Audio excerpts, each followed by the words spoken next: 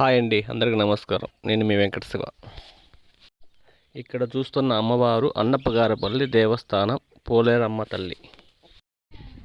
ఇక్కడ ప్రతి సంవత్సరము అమ్మవారికి అలంకరిస్తారు. ప్రతి సంవత్సరము అగ్నిగుండ ప్రవేశం ఉంటుంది. ఈ పోలేరమ్మ గుడికి ప్రతినిత్యము భక్తాదులు వస్తారు, పూజలు చెప్పించుకుంటారు. గ్రహ పీడ దోషాలు ఉన్నవాళ్ళు తొలగించుకుంటారు. దాని కారణంగాను సంవత్సరానికి ఒక్కసారి అగ్నిగుండం ప్రవేశం ఉంటుంది. అగ్నిగుండ ప్రవేశంలో ప్రతి ఒక్కరూ పాల్గొంటారు. ప్రతి ఒక్కరూ నిత్యము ఆరాధించే అమ్మని కొలిసి ఆ రోజు అగ్నిగుండ ప్రవేశం చేసి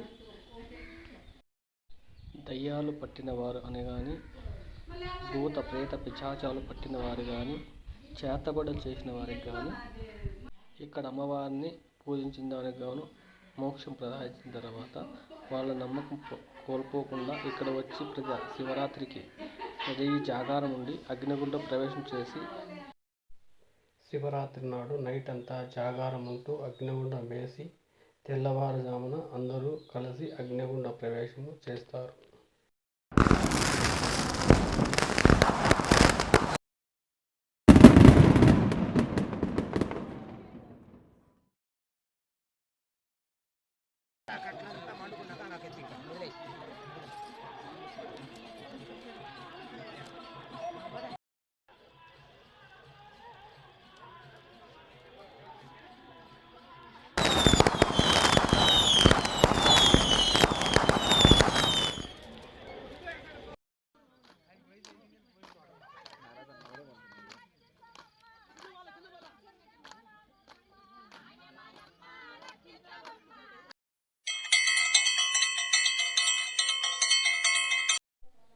ఈ అగ్నిగుండంలో ఫస్ట్గా పూజలు దిగిన తర్వాత దేవరథి దిగుతారు. దేవరథి దిగిన తర్వాత భక్తాదులు అందరూ దిగి అగ్నిగుండంలో తొట్టతొలిగా ఎప్పుడు దిగేది దేవరథి దిగుతుంది. కలశాలు వెనకాల దిగి ఆ తర్వాత పొంగువాళ్ళ అన్నం తీసుకొని దిగిన తర్వాత వాళ్ళందరూ కలిసి ఒక్కొక్కరుగా క్రమ పద్ధతిలో అగ్నిగుండము ప్రవేశం ఉంటుంది.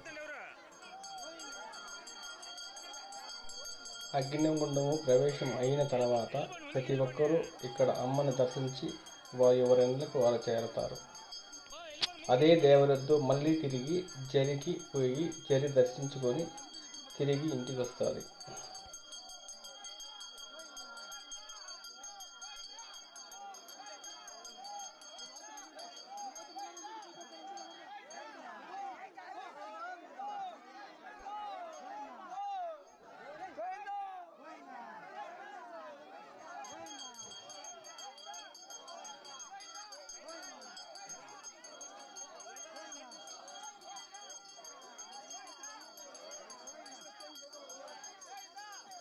ఈ పక్క సైడ్ ఇచ్చేయండి, ఈ పక్క సైడ్ ఇచ్చేయండి. వెళ్ళిపోమ్మా, పక్క పోమ్మా, పక్క పోమ్మా.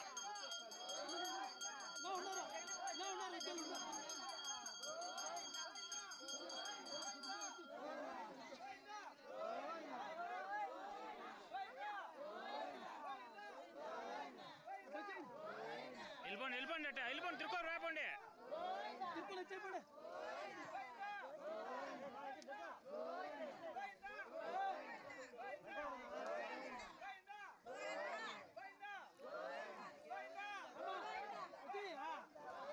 వదిలేసేలా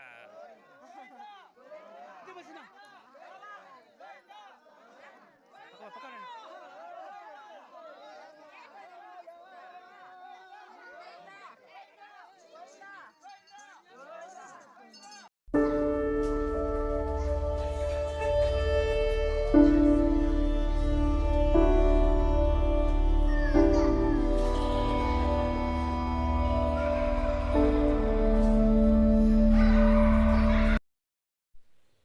మనం చూస్తున్న ఈ దేవరద్దు అగ్నిగుండ ప్రవేశం అయిన తర్వాత మళ్ళీ జరిగి వచ్చి జరి శివాలయంలో పులకాపం చేసుకొని మళ్ళీ తిరిగి వస్తున్న టైం ఇది.